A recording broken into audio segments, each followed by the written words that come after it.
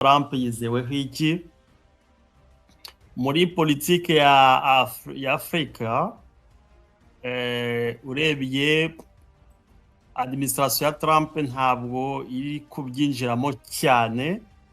Kuri we daera cye najya ku butegetsi yabonaga ko Afrika nta nubwo ari nta na politique ya définissé vraiment pour l'Afrique spéciale. Nejo bundi muri uyu mwaka ushize ariho amaze konomori yantuza Buros comme conseiller mu bya Afrique, niho atangiye gushakisha muri programme yo kugira ngo abonera Prix Nobel de la Paix. Atangiye gukoresha igitutu kuri Israeli kumvikane na ntuza na Hamas, igitutu muri ya conflit ya ntuza ya Pakistan n'Ubuhindi, ugaza no muri ya Congo n'u Rwanda. Voilà. Personnellement ndavuga ko kwizera administration américaine si des questions Afrique ntabwo nari nayizera kugeza kuri % 80%. No, haracyarimo ntabwo ari volonté ivuye kuri kumizi kumva ko bakeneye ko amahoro aba. Il y a de trucs zikiri caché z'inyungu inyuma, soit économique ou soit politique, muri cadre kugira ngo yerekane ko yazanye amahoro, ariko akoresheje des théories ziri superficielles zidashaka gukemura les causes profondes. Oui, allez-y, signez, voilà, il y a ceci, papa, ok, signez. Oui, tu as signé, mais mu gitondo hakaba violation ya signature et après nta sanction ntaje. Ibi ngibi nibyo tunavuga muri 2012 2009 plutôt, il y a masezerano CNDP yasinye na leta. Iyo haba des sanctions zo kuvuga ati leta nitazishira mu bikorwa, regarde les sanctions zizakurikira nyuma, ariko baragiye barasinya barabyihorera. Leta de l'époque yakoze ibyo yikorera, ce qui a fait que CNDP biyumva babaye muri menace 2010, 2011, 2012, ils étaient obligés de créer M23 pour réclamer les accords ya 2009. Voilà. N'ubu ngubu hagiye akaba ati signature, mais après nta sanctions zerekana ati utazabishyira mu bikorwa. Regarde ce qu'il faut faire. Nk'ubu ngubu gouvernement agiye kurasa hariya twangiza yarashe ahantu hose nababwiye, mais ok, ha communiqué n'imwe yaba ya Doha yaba ibyute ikondana leta kuba yakoze ira violence. Donc basanga aracyarimo des petites insuffisances, on ne sait pas vraiment la véritable pression yo gushaka yo mahoro. Peut-être tubihe umwanya, ariko ngewe icyo navuga nta muntu washakira amahoro hanze AFC M23 bo bonyine batayishakiye. Irango kuva Bunagana ils ont fait preuve yo kwerekana ko bakeneye impinduka. Abantu ne croyez pas ko Rumangabo yafatwa, Rumangabo iba libéré, abantu benshi ne croyez pas que Goma yaba libéré. Donc moi j'ai confiance muri force ya AFC M23 kurusha confiance ya Washington, kurusha confiance ya Doha. Ça n'engage que moi. Ça n'engage que moi kuko muko bari kubitwara ndi kubona nta mbaraga bari kubishiramo kugira ngo les causes profondes zibe gérées. Donc seule personne, seule institution ifite ubwo bubasha ni AFC M23. Donc nibo bagomba kwirwanaho na twirwaneho, bagakoresha imbaraga bakoresheje kugira ngo ba impose discipline, ba impose la paix, kandi barabikoze. Tunabashimira ukuntu mu mujyi wa Goma utekanye, ukuntu Bukavu hatekanye.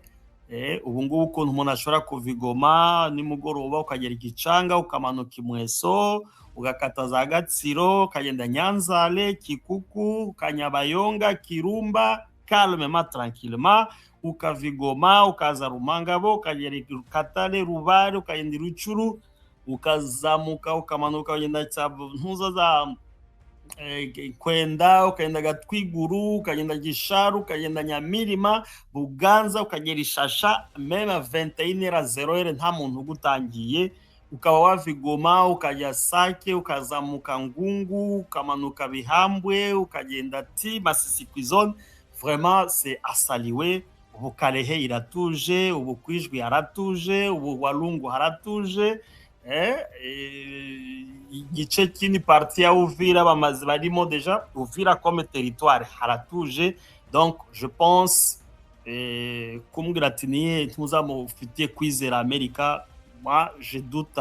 Bon, nta confiance na yakurusha confiance na M23 kuko niyo yerekanye preuve yo gushaka amahoro.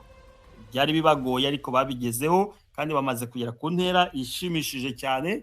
Ubutegetsi bumaze kuba installé buhagije, bari kuinstalla ba chef de groupement, bari kuinstalla ba chef de localité, donc l'administration irakora, institution zose ziri gukora, et vraiment je pense que niyo espoir par rapport au gushyira espoir ku byo hanze, kandi ibyo bakoze Amerika ntabwo yabibabujije, ntabwo doyibabujije, bango n'ibindi nibabikora, nibagira na Shabunda bakamanuka na Kalemi bakagenda na Kindu bakagenda Buvira, ntawuza bibabuza parce que aho bari kwerekana preuve yerekana ko bafite administration iri strong, bafite umutanga umutekano, bari guhereza abaturage icyo bashaka. Ari umuntu igoma bu ngo ariko ngo y'amashanyarazi yabaga hehe ko kuva aho M23 agera igoma ngo nta coupure d'électricité. Ça c'est voilà des choses qu'on a. Amazi n'amashanyarazi igoma ni 24 heures sur 24 heures, alors que kuri leta n'umunsi umwe nta munsi n'umwe goma yigeze yaka yose hatari amadelestage, soit Virunga niyo yatse, Katindo nta muriro, Katindo iratse, Lac Vert nta muriro, Lac Vert iratse, Ville nta muriro. C'est pour la toute première fois kuva Goma isa nkaho yabaho ariho abantu babonye amashanyarazi c'est toute l'étendue de la ville, kandi ubu ngubu akaba nta rusasu ruheruka, nta muntu uheruka kwicwa kuri Goma. Alors ibyo rero leta nta Amerika yabirwanya nta. Donc niyo confiance kugira ngo twashyiraho par rapport y'amaprocessus yose ari gukorwa yandi, kuko bisa nkaho nta mbaraga bari kubishyiramo nk'ukuntu mbivuze na 2012 byisi byagenze, nta mbaraga babishyizemo bikaza kuzana ikibazo nyuma. Voilà, amakuru mfite nuko Departement d'Etat na Pentagon bamaze kudesida ko ikibazo cya FDLR kigomba gukemuka burundu, kuko iriya zone ngira ngo ndaza kuwavuza ati eske ntabwo Amerika ikeneye kuba yakora control. Bo turaza kubivugaho, ariko icyambere ikeneye nuko amahoro aboneka. Kavuga bati Amerika yagize uburangazi bukomeye cyane 94 na leta y'Ububirigi n'Ubufaransa kuba batarakemuye ikibazo kugira ngo ntihabe genocide yakorewe Abatutsi, kuba bararangaye biri ahantu akaba bari bumva ko bakirimo ideni yo kugira ngo bazapacifiye karakarere. Nubwo hakomeje kubamo Ubufaransa igihe kirekire, Ububirigi bwashize les bateaux dans les roues, ariko leta ya Trump iri décider degré ou de force kugira ngo akarere kagira amahoro. Bucyo bakeneye ni business, ntabwo bakeneye kuza kokipa. Je profite yo kuexplica wabajije icyo kibazo, ntabwo Amerika ikeneye kuza kwicara hariya, ariko ikeneye ko karakarere nikagira amahoro ubucuruzi buzaba buri free, kuko byavuzwe amabuye agacukurwa muri Congo akaba traité mu Rwanda, Qatar igafinansa ibikorwa remezo, Amerika ikayagura, ariko ntabwo bizakorwa hari umutekano muke. Muri decision rero zafashwe zizashirwa ahagaragara mu minsi igiye kuza, byanze bikunze FDLR n'abazalendo, kugira ngo hari n'amaraporo azasohoka semaine prochaine y'ama organisation atandukanye ashyira ahagaragara les violations zikomeye cyane zakozwe n'abazalendo b'abagenerali nababwiye, mu byerekeranye n'ama execution sommaire n'ama meurtre bakoze, mu byerekeranye n'ama violation physique, byerekeranye n'ama extorsion n'ama taxe illégale, ama barriere bagiye bashiraho, ama violence ethnique ciblée nk'ibyo bari gukora muri ho plateau ku Banyamurenge, byerekeranye n'ama destruction de biens, amazu yasenywe, ama centre de santé, amashuri, ama violence sexuelle yakoze. Hari amaraporo menshi agiye gusohoka ni n'amaorganisation atandukanye, namwe ahubwo mutakekaga agiye kuvuga ku bazalendo no ku ba FDLR, kugira ngo berekane importance ikomeye cyane yo kugira ngo FDLR n'abazalendo babe neutralisé. El Chanto rero, je te confirme, je persiste, je signe ko ikibazo cya FDLR cyamaze kuvugutirwa umuti, ikibazo cy'abazalendo cyamaze kuvugutirwa umuti, kuko bamaze kubona ko nibo ba element perturbateur umutekano, ntabwo ari AFC M23 ari perturbateur umutekano. Ubu ngubu ikibazo kiri kuri FRDC, kiri ku bazalendo no kuri Codeco ya Ituri, kandi hagiye gukoreshwamo imbaraga za gisirikare n'imbaraga za diplomasi kugira ngo ibyo byose bigerweho. ate bafungwa bizagenda bite? Oui, hari amakuru dufite ko hari benshi bishwe cyagiye Kinshasa ikora montage ngo habaye muza evasion muri prison ya Makala, baraje baprofita bicamo bamwe vuga ati se nibasanga ari nka 300 babuze bizabazwa nde? Ibyo bizabazwa Tshisekedi, kandi hari organisation imwe nayo y'abanyamerika iri kubikurikiranira hafi, bamaze gukora enquête ya mbere bayikoreye Geneve kuri CICR yatanze amaliste y'abantu bamwe yari ifite n'abandi babuze, ariko mu minsi mike je pense que on aura accès kuri ayo maliste kumenya ni bangahe babuze, kandi ibi byose bigiye kubazwa leta ya Tshisekedi.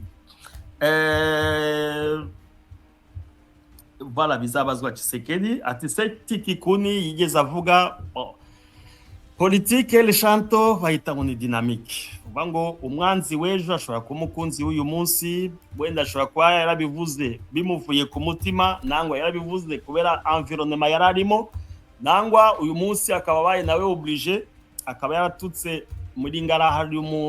Hari umugani bajya bavuga ngo soso bakata mutu libata aseka abosana kenzungu ya lobi zayaye, kugira ngo abanomade ubwo baranyumvise cyane n'abankaka ngo inkoko bayikase ijosi ngo imbata iraseka ngo yibagirwa ko icyungu cy'ejo ari cyayo. Wenda Seth Kikuni yavuze iyo discours aziwe ngo ni ibata, ngo inkoko bari kuzica umutwe, yibagirwa ko wenda icyungu cy'ejo ari iki, wenda cyaba ari icyungu cye kigeze. Kandi muri aya masaha uwavuga ngo atakse buri muntu wese ibyo yakoze mu bushize ntawakwicarana n'undi, ariko processus ihari bose. Icyangombwa ni Elshanto yabivuze ati nubwo haba alliance avec le diable, ubu ngubu kugira ngo Tshisekedi ave ku butegetsi c'est possible si il y a quelque chose ashobora kuzana cyatuma ubutegetsi buhinduka, hakaza ubutegetsi busha butazazana ivangura n'ibindi byaba byiza.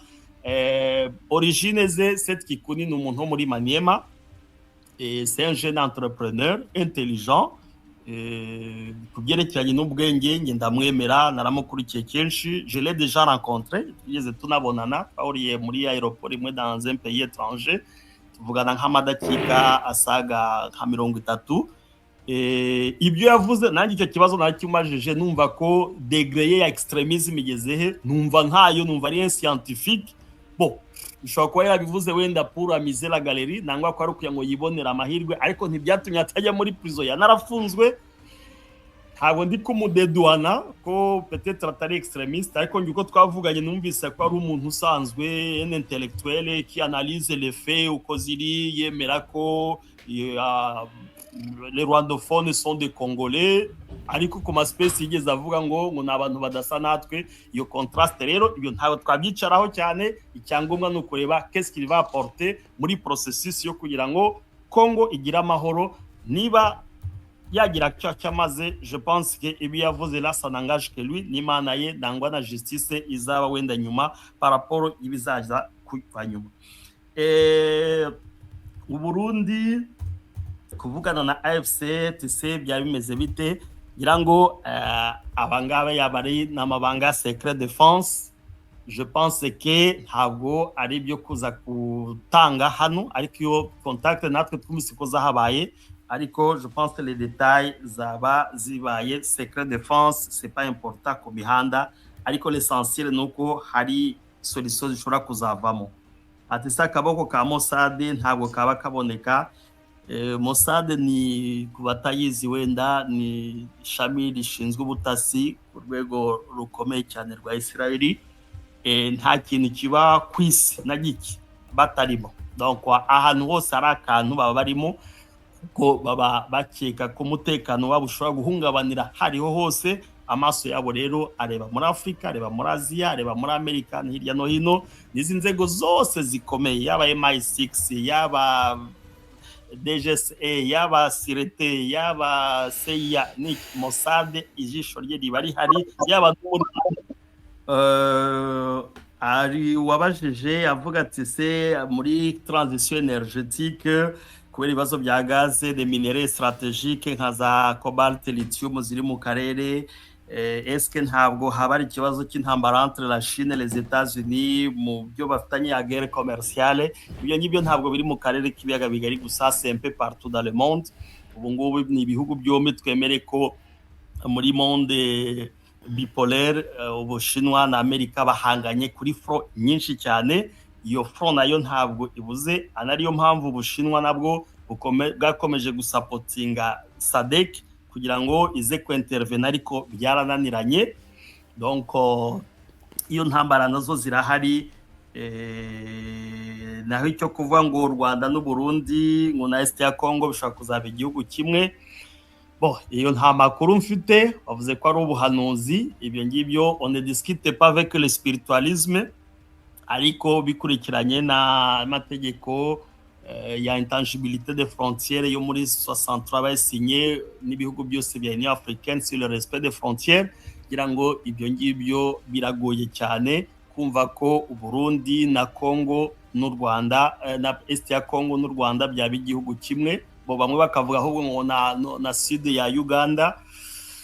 Voilà, niba ari ubuhanuzi bwo tuburindire, ariko géopolitiquement sur le plan stratégique biragoye kumva ko buhari ibihugu bafatanya bikongera bikaba igihugu kimwe, kereka biciye muri une organisation ha Union Européenne. Ariko naho nubwo ari Union Européenne, haracyari leta y'Ububirigi irahari, leta y'Ubudagi irahari, leta y'Intuzi irahari, ntago byabaye igihugu kimwe. C'est juste sur des mécanismes zimwe ziri entre ubucuruzi nangwa le mouvement de personnes et de biens, ntabwo bigeze biba igihugu kimwe.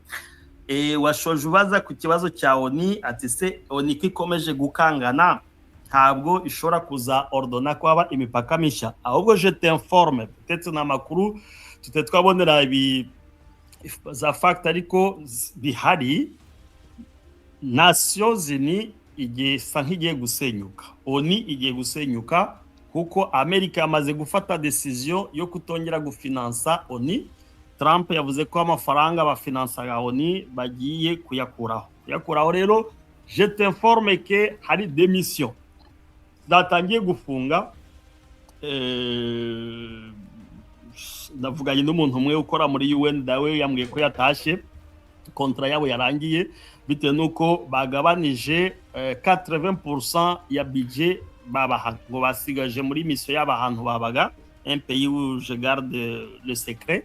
Bavuze ko hasigaye juste contingence ya urgence, naho abandi bose batashe, kontra zarangiye, kuko amafaranga États-Unis yatanga muri ONU kuba kufasha za mission de maintien de la paix zatangiye.